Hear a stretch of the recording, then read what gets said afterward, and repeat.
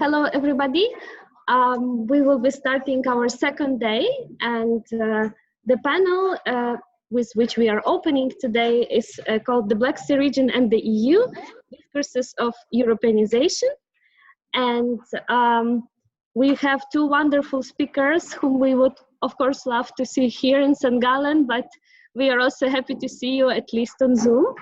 And this is Nadia Bureiko, and I don't know if you will be joined by Theodor Moga, but they prepared together a paper on the role of Romania in the enhancement of EU actorness in the Eastern neighborhood.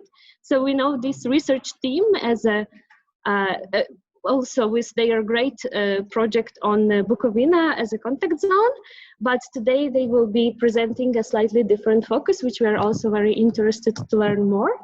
And our second speaker today is Harutyun Voskanyan from Mickiewicz University of Poznan, and he will be talking about the foreign policy of Poland in the broad Black Sea region and interests and expectations of this actorness. Okay, so maybe Nadia, you will start if you don't mind, and then we will give the word to Harut. Thank you very much, Anya, for introduction. Good afternoon to everyone. Happy to follow this nice tradition to start the new academic year with this conference. Although this year in a very unique format and kind of challenging circumstances, I believe for all of us. However, for me personal, this conference has become a moment of so-called self-report or self-reflection on what has been done during the previous year, what is new, ready to be presented or to be submitted for publication. So as always, thank you very much to all the team for this great motivation to begin the new academic year that, as you know, in Eastern Europe and the majority of the universities has already started on the 1st of September.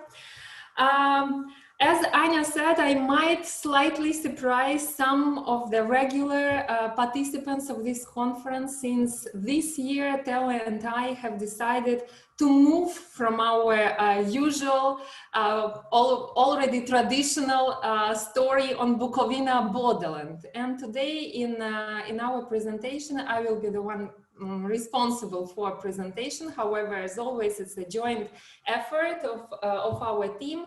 And this presentation will focus on the foreign policy agenda of Romania vis-a-vis its two neighbors, Ukraine and Republic of Moldova. I would like to share my screen.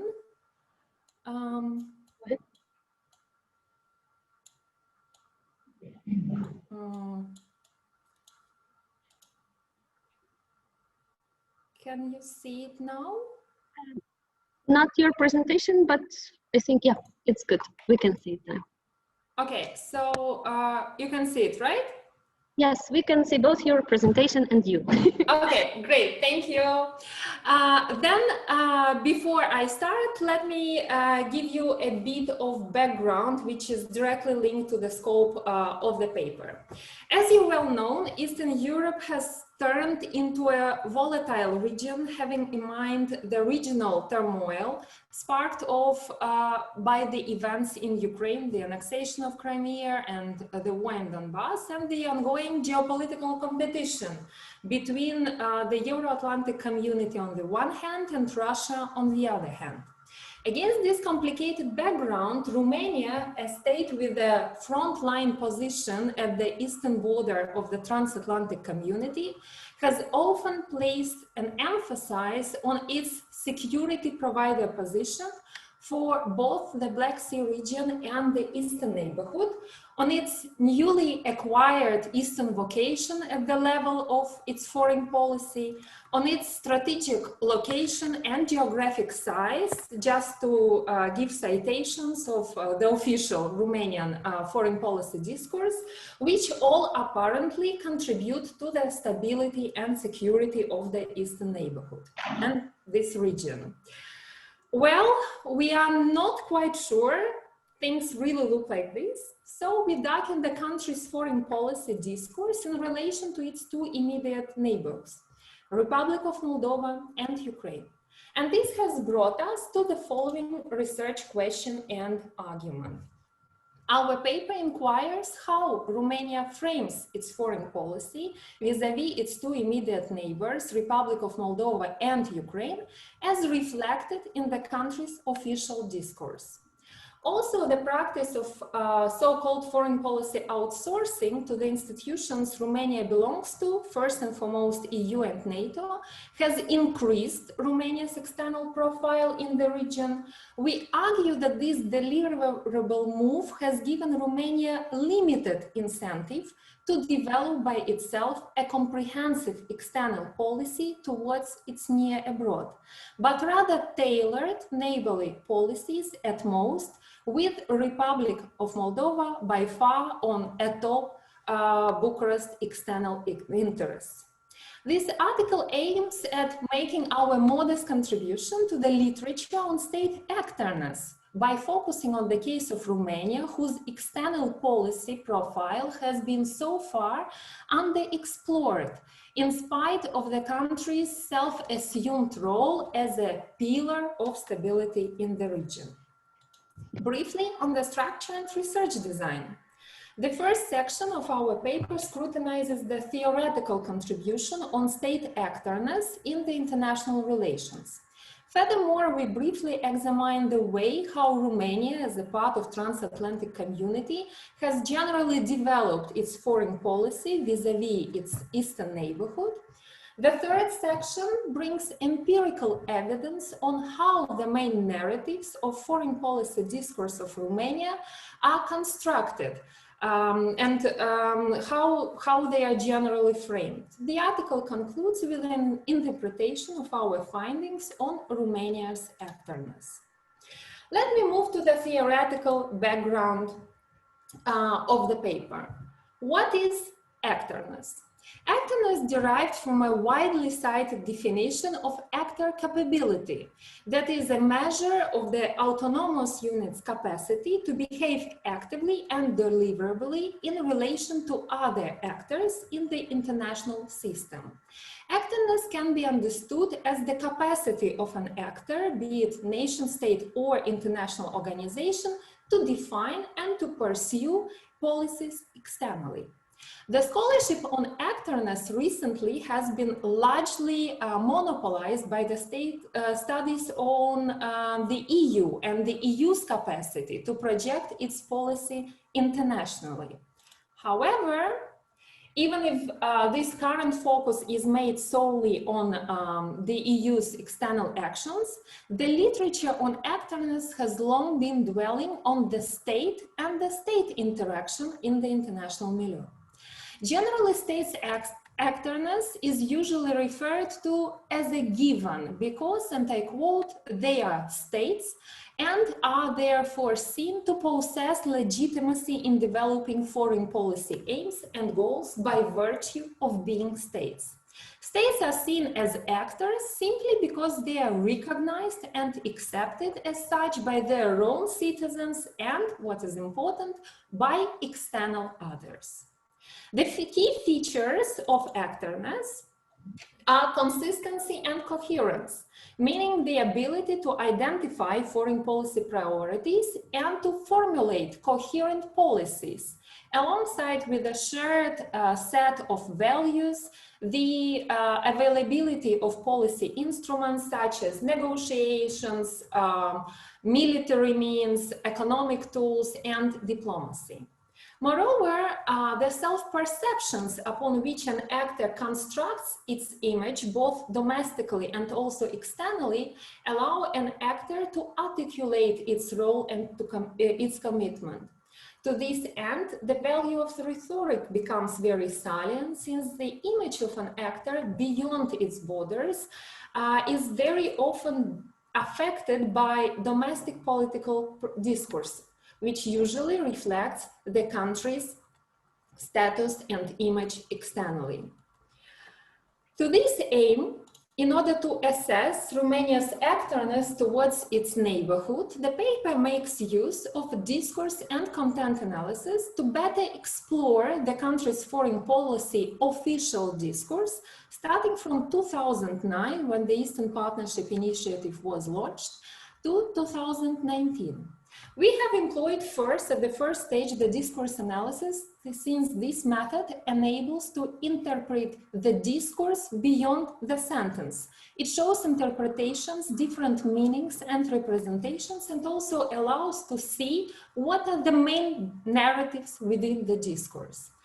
Therefore, during this step, during deconstructive linear reading, we use the text corpus, the entire text corpus available on the official website of the Romanian Ministry of Foreign Affairs, all the archives, which could be somehow split into two units, those which are related to the official discourse of Romania towards Republic of Moldova, and those which are related to the official discourse towards Ukraine. At this stage, and that was our first observation, we immediately saw that these text corpuses are entirely different in terms of their length. The one vis-a-vis towards Moldova is roughly twice bigger than the one towards Ukraine.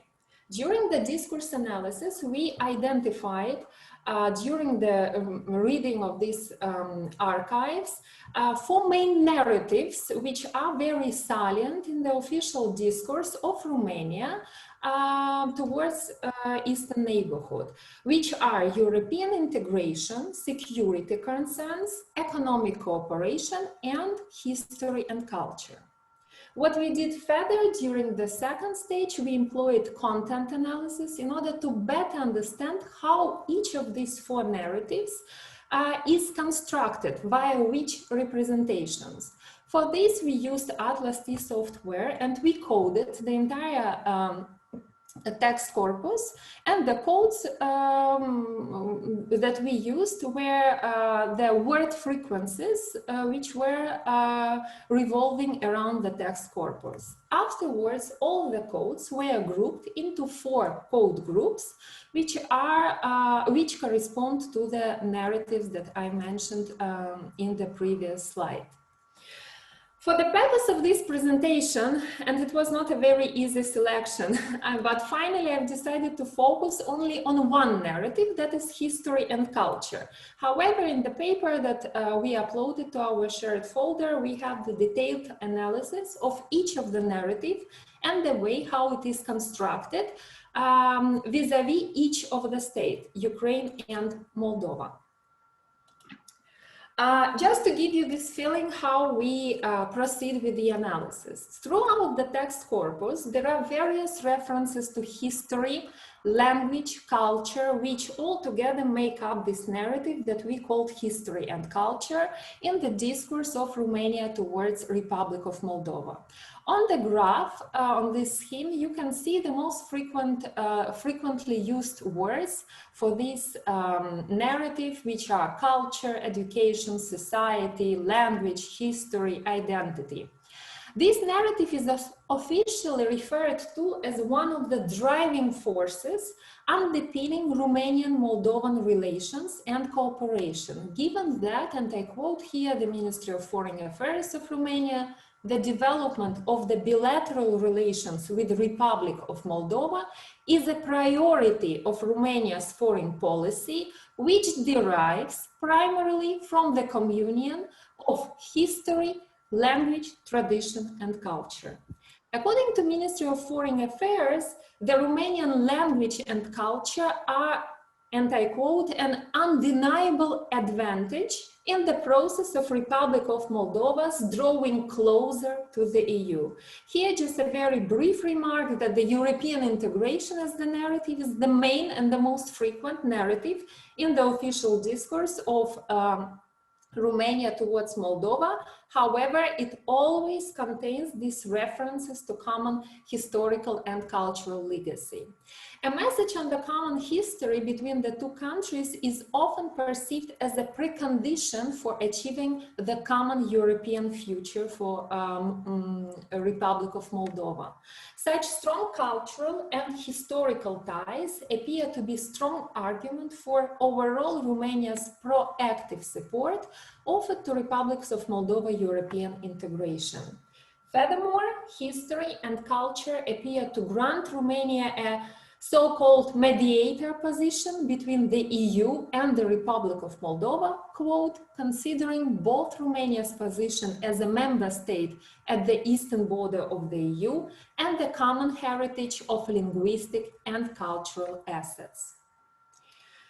In contrast, the history and culture narrative in Romania's discourse towards Ukraine revolves solely around minority-related issues, with the Romanian minority living in Ukraine seen as a breach in the relations between the two countries. Minority, as you can see in the left bottom corner of this graph, is a focal word here and largely determines the other existing references in the narratives. Mentions of Ukraine's law and education that I often referred to during my presentations during the previous years when we were speaking on Bukovina, the 2017 law on education that refers to the teaching hours in minority languages, and Venice commissions are also directly linked to minority in this narrative.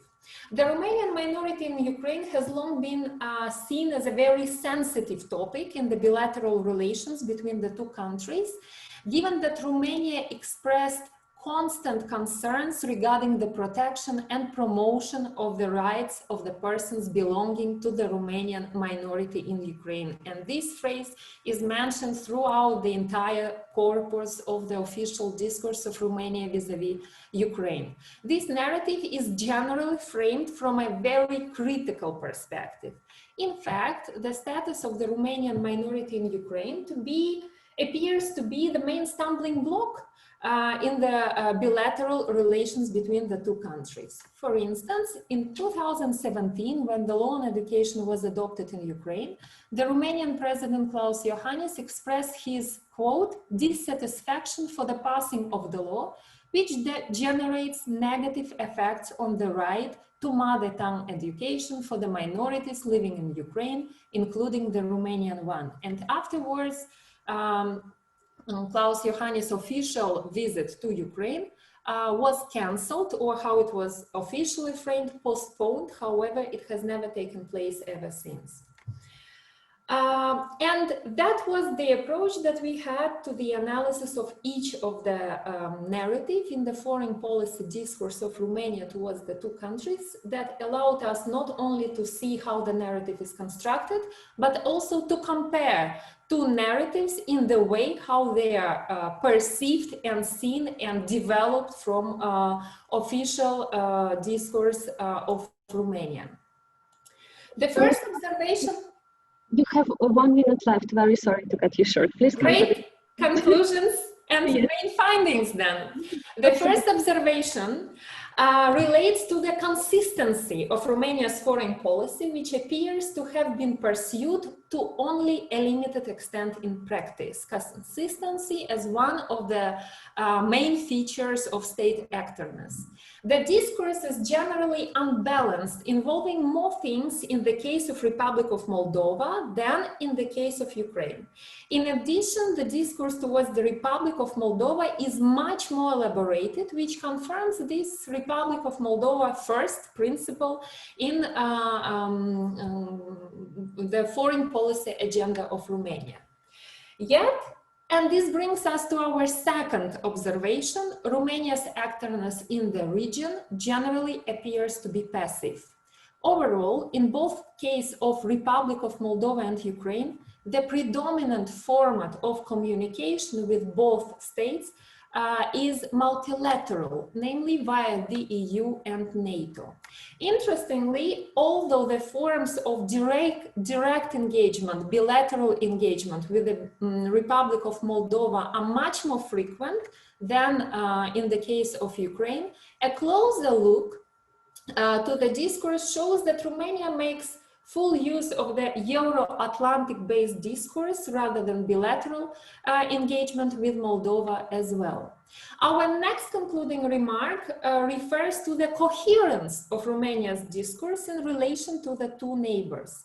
According to our findings, Romania appears not able to develop a very clear and joint neighborhood foreign policy, regardless of the official statements and ambition to do that.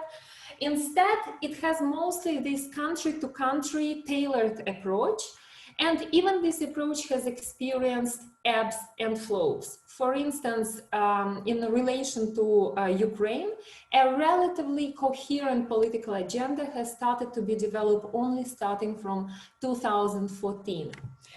The general feeling is that Romania has this capabilities expectations gap at the level of foreign policy, while the lack of a cohesive foreign policy activism towards its neighborhood, where Romania's strategic interests are supposed to be strong, but might in fact indicate a small state behavior in international affairs. And such findings might be very surprising for some Romanian and also external observers who often use size and population-related interpretations to include Romania to the group of medium powers able to project sufficiently power externally.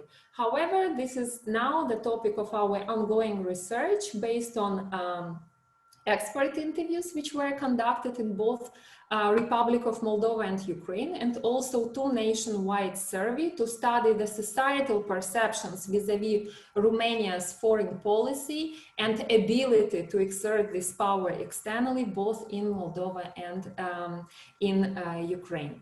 Thank you. Thank you very much. Thank you very much for this very clear and very interesting presentation. And now we are moving from Romania's actorness to Polish actorness in the Black Sea region. And I'm happy to give the word to Harutyun Voskanyan. Please. Thank you very much. I will share my presentation as well. Just wait a minute.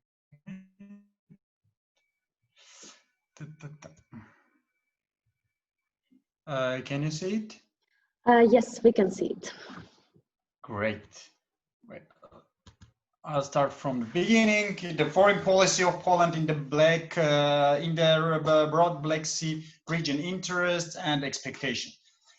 I choose this topic because it is highly important, especially in last processes which happened in Europe. And from this perspective, it is really it is highly important to analyze and see about this Polish foreign policy and which kind of expectations and real pragmatic outcomes can achieve this foreign policy. First of all, I would like to understand the internal reasons and the preconditions which forced Poland to design its foreign policy. And I focus on historical background, which is highly important here. Historical background of Poland in this regard is deriving from the idea of the Union of Lublin, which was signed in 1569 between the Great Duchy of Lithuania and Polish Kingdom. And this unity was the result after geopolitical axis in Central and Eastern Europe, which we can call objectively as the greatest Central European power for that period. And after that, we can say that in 1918, when Poland gained its independence after around 130 years of partition, the leader and president marshal of Poland, Józef Pilsudski, started to revise and revised and redefined the idea which historically myth, which was in that period when was signed in 1969 the Union of Lublin. So Pilsudski conducted the idea of Prometheism, which aimed to give a light, enlighten people around that area and give a security light for neighbor countries, in contrast to Russia and against Russia, because they saw the main the challenge for regional security since that period was Russia, Soviet Russia, Bolshevik Russia. And after that, he conducted an idea of intermarium from sea to sea, or between two seas, from Baltic Sea to Black Sea, the region which should be lead or which should be driven by Poland as a region which is highly important from geopolitical perspective in opposite to Russia. Economic expediency also is highly important for internal precondition, because this region is important from regard of transregional transfers, logistics, which links to huge region, we can say, like from the perspective of China geopolitical project of a big belt. So this axis, European Central European axis, is highly important for China and for Europe entirely. Political reality is about the ambitious character of Poland to play very important and very vigorous initiative role in organization of security of eastern flank of NATO. And we know that Poland is very active, not only in terms of security organization on the eastern flank of NATO, but also in terms of the geopolitical and integration processes in the east, especially with in the framework Eastern Partnership project, and etc. I will touch these issues after. Now I would like to say, to define Poland as a middle power in accordance to the definition of Australian scholar Jordan. It is a middle power, but not with the traditional type, but emerging middle power, because Poland tries to perform itself as an active regional power. So foreign policy character and behavior as the main recognizable item, which you can differ state as middle or small or great in some cases. So Poland is a middle power with highly ambitious geopolitical plans and strategy, which is proven in 2017-2021 Polish strategy we conducted by government. So in that strategy, there are broadly mentioned challenges and destinations which Poland should move and achieve and outcomes which they should achieve. External in the list of external premises are also was the reason of a growing Russian threat, and of course crisis and war in the east of Ukraine, annexation of Crimea. It was a very important impulse for Poland to reshift and reshape a new type of foreign policy. NATO membership gave Poland a unique opportunity to restate its capability to play a middle power role in the region. As I mentioned, Eastern Flank Defender gave Poland more confidence in its mission, because they consider it not only aspect of external security, but it's a mission to defend the Eastern flank. Because if we touch from the religious Catholic perspective, they always call that Western civilization ends when Poland ends geographically, because Western civilization is considered as a Catholic culture and Catholic traditions. And in that sense, Poland took this responsibility to play as a defender of eastern borderline, NATO transatlantic eastern borderline, and to play as a security provider for countries like Ukraine and for other countries which are really interested in cooperation with Poland. We can mention in this sense some South Caucasus countries, as Georgia, which is actively engaged has a good relationship with Poland. So I will. A Black Sea neighborhood, we can differentiate several dimensions in Black Sea neighborhood. The first one, which I mentioned, Eastern Partnership countries, the Balkans, Turkey. With all these countries, Poland has a very good relationship with most of them. Poland has alliance in the framework EU or NATO, transatlantic cooperation. And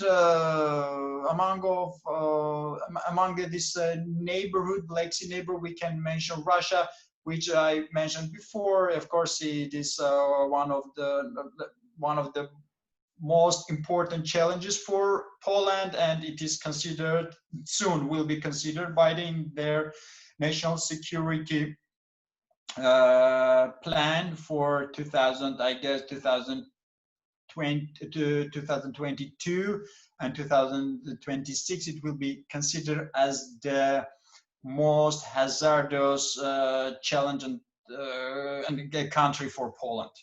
They are going to do that.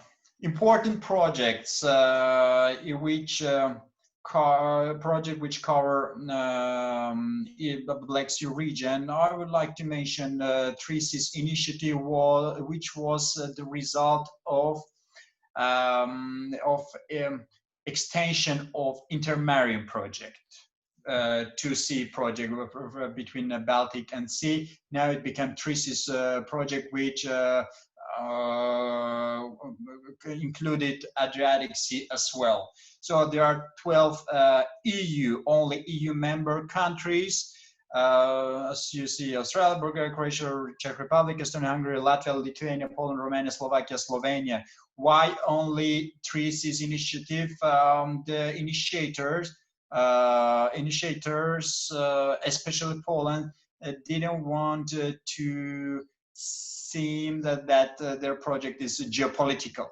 So they didn't try to include other non-EU member states, for example, but Ukraine is highly important partner of this project too, and Poland has a very precise plan to integrate Ukraine for further development of this program. This is a program for development of gas and oil infrastructures, subways, highways all around Central and Eastern Europe, to be innovative and to do a lot of modernization in that region, because but in some cases all Europe, Western Europe, complains and say that this project has a very destructive function, and in future they think that it will be demolish the unity of the European Union.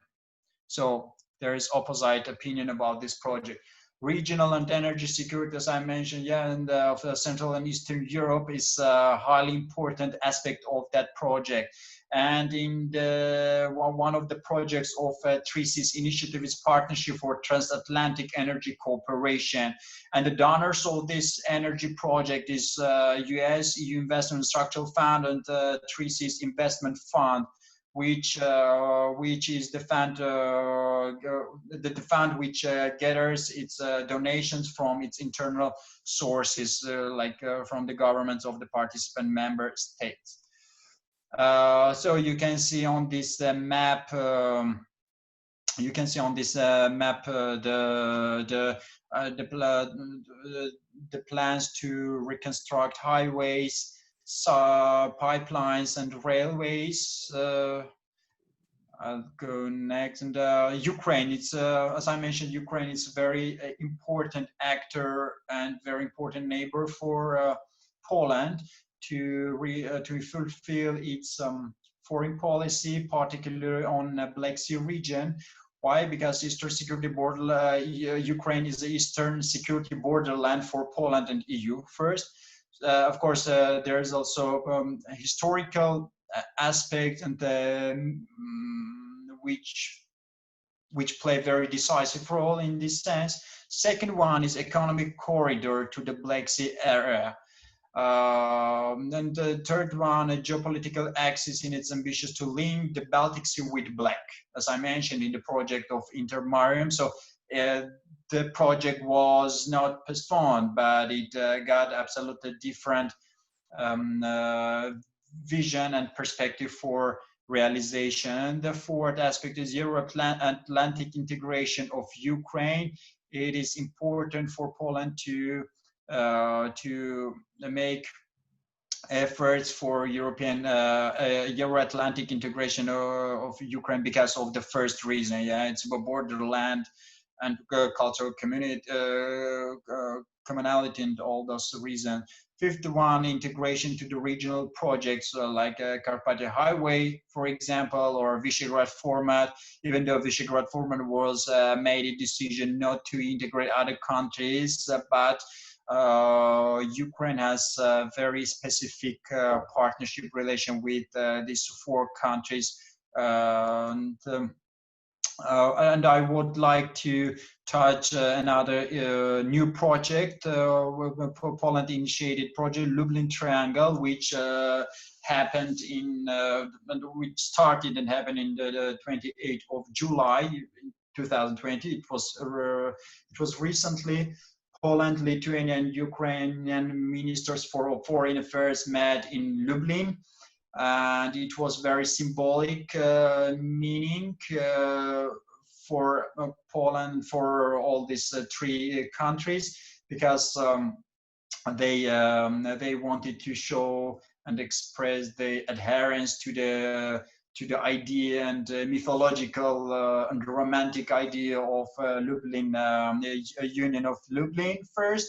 And they were, the place was chosen because Ukrainian, Polish, and Lithuanian common brigade is placed there, which is named after Konstantin Ostrovsky.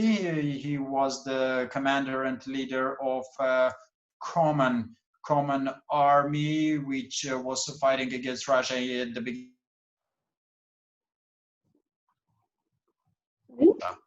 And the third reason to coordinate the three states, there are the main idea. They say, can you hear me? It shows some. There are some problems with connection, but also could you please finish because you have 1 minute left. Yeah, great. So it is my last part of speech. The main philosophy of this meeting was to start dialogue between all three countries. You know, all these three countries, except of good relationship and historical positive memories, they had some dark sides of history. So it was an attempt to overcome this past and to start from a new bright page. The second one, to support the European and Euro-Atlantic aspirations of Ukraine. And the third, to coordinate the three-state activity within international organization. And the fourth one, to attempt to integrate Belarus to the family. Why Belarus is important? Because Belarus is considered as an essential part of Grand Duchy of Lithuania from historical perspective and from the perspective of politics and security. Belarus plays highly important Central European role of axis, which can provide and can be the reason of destabilization, and except of that can be the provider of security and stability, especially after last process in post-election period in Belarus. The importance of Belarus as a regional actor, and is growing, and soon we'll see what will happen with Belarus. Thank you so much for your attention. Thank you. Now I would like to invite Ulrich Schmid to give his comments and questions to both papers. Maybe see you. Okay, thank you very much for these two talks. Both papers look at foreign policy concepts, and I think in both papers we also have a clear presence of politics of history. I will first comment on Nadia's paper. I think you correctly pointed out that Moldova, of course, is a very special case for Romanian foreign policy. Moldova is basically a state that was invented by Stalin, and it is also a case in point for the bon mot that defines the difference between a language and a dialect. And the difference, of course, is that a language is a dialect with an army, and this certainly holds true for the Moldovan language, which of course also plays then into the concept of history and culture in Romanian foreign policy towards Moldavia. I was wondering how the Romanian foreign policy takes into account the strong Russophile tendency, which from time to time also make it into the highest ranks of the political offices in Moldova, because as you correctly point out, Nadia, it is mostly about European integration, about the integration into the structures of NATO. And the question is, how much wishful thinking is there in this official Romanian foreign policy discourse, and well, how much blindness is also in this foreign policy discourse. Maybe Nadia, you can also pull up slide 11 from your presentation. I was very much impressed by your methodology, your shrewd and sophisticated approach towards the analysis of this large body of texts. In a way, you did something that we in literary criticism call distant reading. Well, the most important researcher who does that is Franco Moretti from Stanford University, who says, well, who has all the time to read all the literature in the world? And so let's do the machine, or let the machine do all the reading. Now, I was wondering if this graph that you come up with really has an added value. Because you use basically almost exclusively on the circle a double arrow with the function is associated with. Now, I think everything is associated with everything.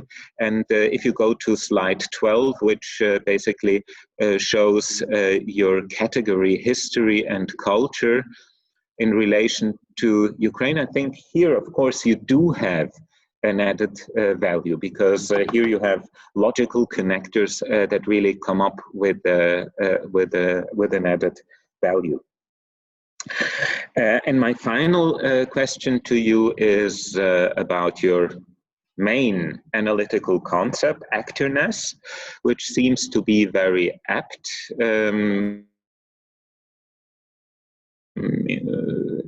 If you want to come up with a similar research questions as you pose in your article. But my question is probably of a more general nature. Isn't the concept of actorness too optimistic? I think sometimes states can also be compared to individuals. And well, my question could also be termed as a kind of a Dostoevskian question. Do we always know what we want? And are our actions always the result of a rational process of finding the most adequate way of behavior? And I think similar things could be said about states, and a fortiori, states basically do not act as one will, except if they are dictatorships. But, well, modern republics, of course, shape their foreign policies as a result of a process of decision-making, where at the end, it is always or very often impossible to tell how a foreign policy or the design of a foreign policy came about. Good. And maybe in one or two examples now for actorness. Let's look, if you look at the response of sovereign nation states to the corona crisis. In a way, it seems that everybody behaved autonomously, and everybody well played out his full sovereignty. But on the other hand, you could see how uniform the responses to corona were in all the countries. If Italy shut down its businesses, the neighboring countries could or had either to shut them down as well, or at least explain why they do not take similar drastic measures. Good. Now, the second talk about Poland. In your paper, you had the sentence that this was the most ambitious project for Poland in the last 300 years. I was wondering if that's really true, because I think we do have, well, political projects in Poland, at least in the last 100 years, with a similar range of ambitions. For instance, take the project of Polish nation building after World War I, or the project that was designed in Polish emigre circles after World War II, when they hoped for the outbreak of a World War III, which would destroy the Soviet Union. So I think this is just basically a question of scale. Now, the three C's initiative is one of the foci of your presentation, and I think it's important to highlight these three C's initiative. My question would also be about the contextualization of this three C's initiative.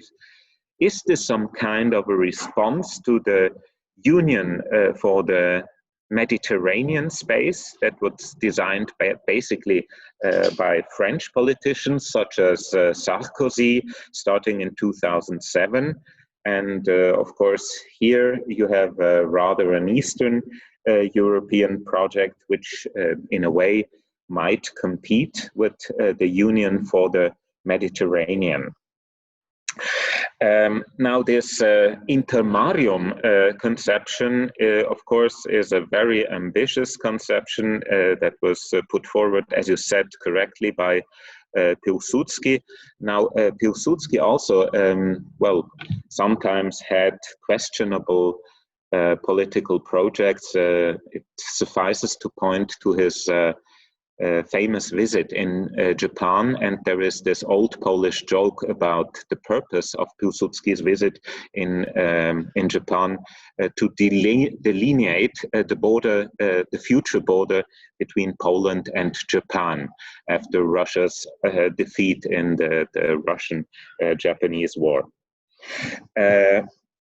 So the intermarium conception, of course, made sense in Pilsudski's imperial mindset in the interwar period, but I think it suffered a severe blow in the last 5 years, and I would like to point here to the initiatives by the peace government and also the peace-dominated parliament in Poland when they brought up the issue of Volhynia. And many Ukrainian politicians pointed to the fact that the Polish parliament recognized the events in Volhynia in 1943 when Ukrainian nationalists slaughtered tens of thousands of Polish farmers, that this was a setback for Polish Ukrainian rapprochement that had happened since the Orange Revolution. My final point is, well, this Trójkąt-Lubelski, the Lubel triangle. This seems to be a continuation of the so-called ULB project that was put forward by Juliusz Mieroszewski in the after-war years. So does this Lublin triangle group explicitly refer to Juliusz Mieroszewski, who was the main political commentator for the famous emigre Polish journal Kultura. Yeah. Thank you very much. And now I would give you both the chance to respond to these comments and questions, but please try to be brief because we would really like also to hear the questions from our audience. Nadia, maybe you will start because your presentation is first. Thank you very much, Ulrich, for all your comments. As always, very helpful. I will start perhaps with your question regarding the slides that actually depict the narratives of history and culture for both countries. Indeed, this differentiation in the way how these narratives are constructed in the discourse vis-a-vis Republic of Moldova and vis-a-vis Ukraine are different.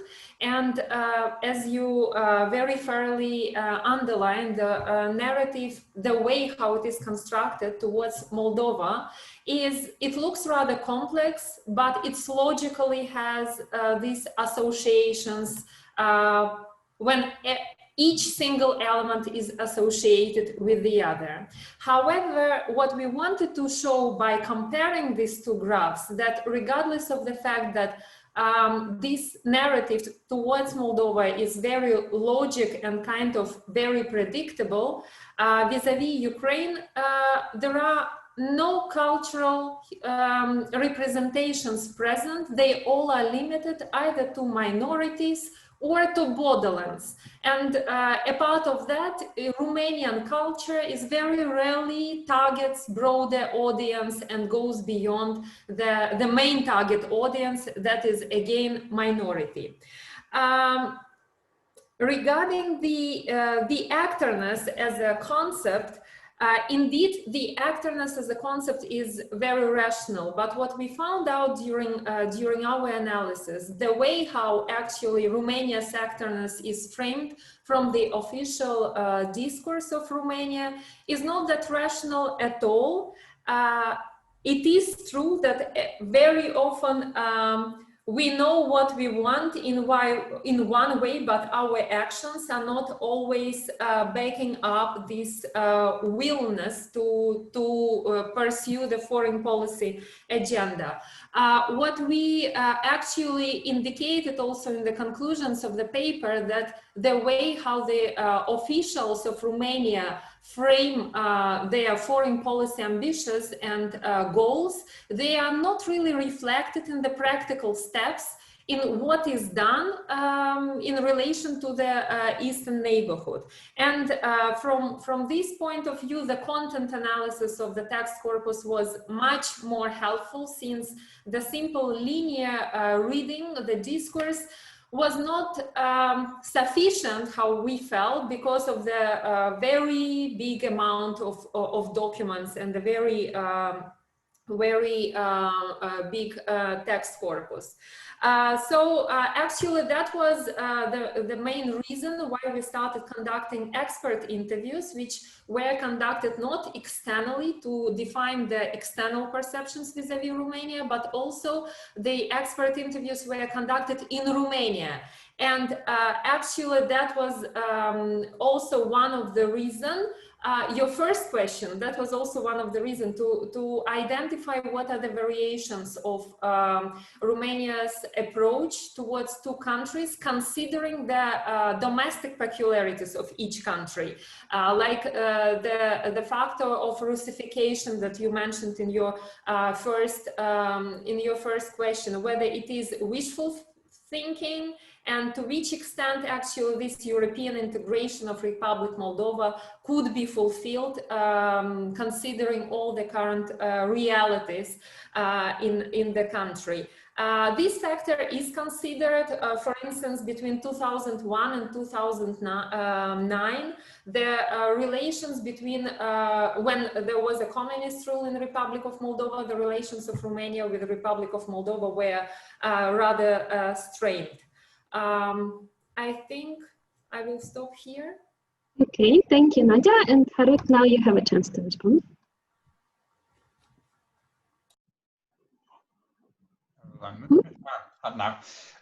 About first question. Yeah, I do agree that there were several interesting ideas and projects which could Poland do, but unfortunately the condition, the historical situation was not very appropriate to implement them. And now having very stable and very effective governance and for foreign policy, they have a chance to fulfill these ideas and to make all these projects come true.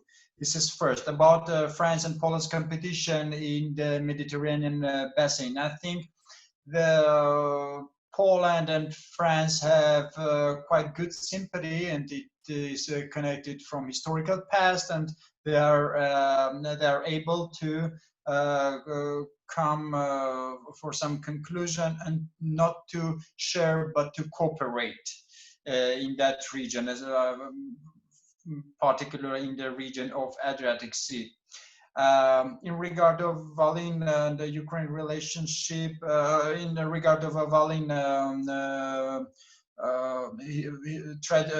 tragedy and massacre of Polish, I think, yeah, it is historical dark side, which in that period, since 2008, after Orange Revolution, there was some interesting processes of misunderstanding, and from one side Ukraine started to heroization of some heroes, some figures historical which are not considered as heroes in Poland. It was the point of foreign I can say conflict, and sometimes like negative discourse between two countries. That's all. Thank you very much. And now I turn the microphone to the audience. That means that you are free to come to our special question chair. Please, I see that Tornika is ready to do that. Yeah, and Nadia, in this weird setting, I brought written text because I feel really awkward to talking. So basically, I'll ask the question. First of all, both presentations were very informative. Informative is the word that I use deliberately here because I'm having the analytical issues. But first, I would ask more technical questions. First question probably will be to Nadia and Theo about the share of maybe the so-called conflict solver or mediator narrative in the foreign policy of Romania. Why is it absent? How do you explain that? Maybe you mentioned that in passing or in the paper, which I haven't read attentively, but I'm just wondering if that's something that you can explain. What explains this absence, surprising absence of the mediator role of Romania? To Harutyun, I think the role of religion will be very interesting to see in the foreign policy of Poland. But the bigger question, I think, is what I call the problem of mosaic. Both papers have this amazing nuanced accounts, but what I think they're missing is a step back. And step back means that we step back and see, so what's the bigger agenda? What do these storylines tell us about the wider geopolitical, historical interdependencies, or the nature of the state, or the power relationships? Perhaps this is mentioned, but in the presentations I will simply miss that. So I would appreciate your comments on the framework. How do you see those nuances materialize in the broader scholarly agenda? So greetings to Theo, and hope to see you next year. Thank you, Tonika. Maybe we have more questions. Okay, Oksana, please. The chair is yours.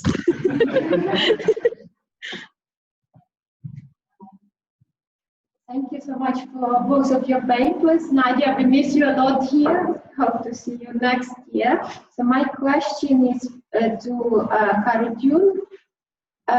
You describe a very important tendency of emerging this middle power, which is organizing new security infrastructure, which is separate from the existing from OECD, EU, and NATO. So my question is, how do you see, what is the kind of impact of all of this emerging new security infrastructure on the existing international regional organizations like EU, NATO, and most importantly OECD, which is kind of the biggest security organizations? And also, how do you see kind of the competition emerging from Baltic, Central and Eastern European states within the EU and NATO? How is it changing policies? And also question to Nadia, that you described this just as an EU and kind of only dictating policies, or Romania following the policies of EU, but there is also kind of this both-way movement where we see how much Central and Eastern European states, Baltic states, how they are changing policies, and with this increasing fragmentation within the EU, these new kind of groups which are emerging and competing. Thank you. Thank you, Oksana. Do we have more questions? Okay, Alexei, and so that I see. Okay, thank you.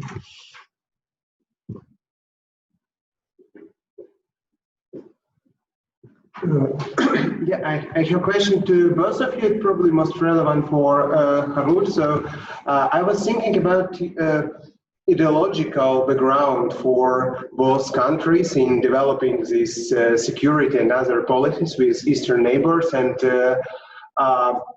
so first idea that came into my mind is ideology of Eastness, described by Tomasz Zaricki in his book about Polish relations with Eastern neighbors. So my question to Harut is how this ideology of Eastness and in general this imagination of Eastern neighbors, maybe also Kres imagination, play a role in the security projects that you described, recent projects.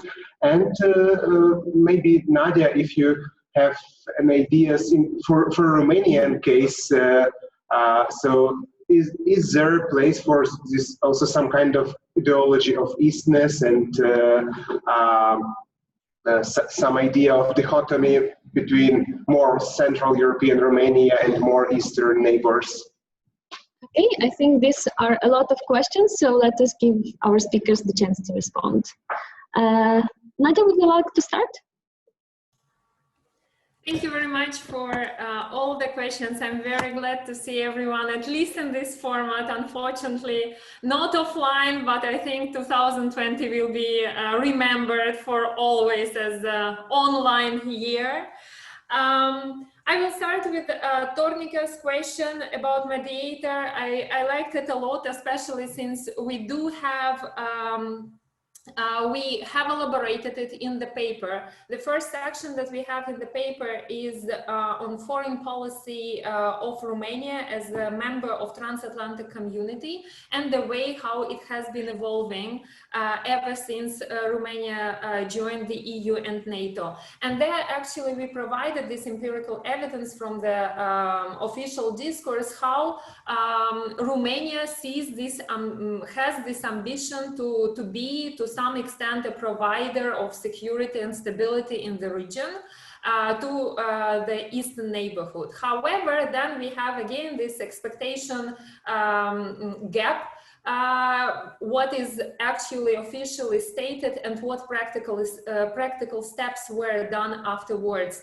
That is why on the graphs this mediator as a reference point is missing, because we haven't really observed in the practical steps of Romania any strong initiative being done bilaterally. And here I will link my answer to Oksana's question about this multilateral and bilateral formats of cooperation. It's rather not about the EU being, I don't know, imposing some particular norms in pursuing the foreign policy towards these countries.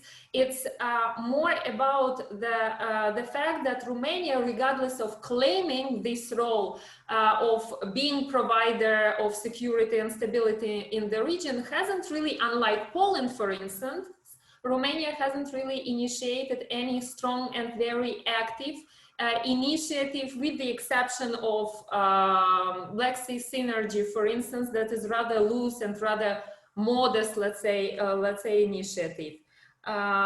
Yeah. And a very sorry about Alexei's question, a very brief remark. In Romania, in its foreign policy, has always been oriented to the West, and actually this Eastness as an element is generally missing in this discourse. And what we have already is kind of a teaser of our ongoing research, what we have already observed in the expert interviews that we have conducted so far, that Romania is generally perceived more as a policy taker of all the assistance from the West, rather than the country that is willing to further give this assessed further to the East. Thank you very much, Nadia. And Harut?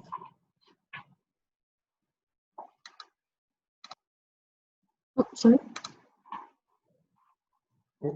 Now? Okay. So yeah. I'll try to combine the questions, and I will link the first and the last questions together, and I will respond to them. So from historical perspective and from ideological perspective, historical context and the historical contextualization is highly important for contemporary foreign policy of Poland. And for understanding deeply the roots and the origin of myths, ideas, and ideology generally, we need to focus on historical past and to define and to speculate their steps according to that historical past. From ideological perspective, Easternness and Eastern ideology was highly important for Poland, even though some philosopher thinkers in Poland called, like Oskar Halecki called it a Central European country, but Central European which is focused on East. East is highly important for Poland, from not from the perspective of expansion, but from expansionistic or irredentalistic perspective, but from cultural, from culture and geopolitical perspective. So this Eastern vision in foreign policy, in foreign dimension, is central, and for all Polish foreign policy.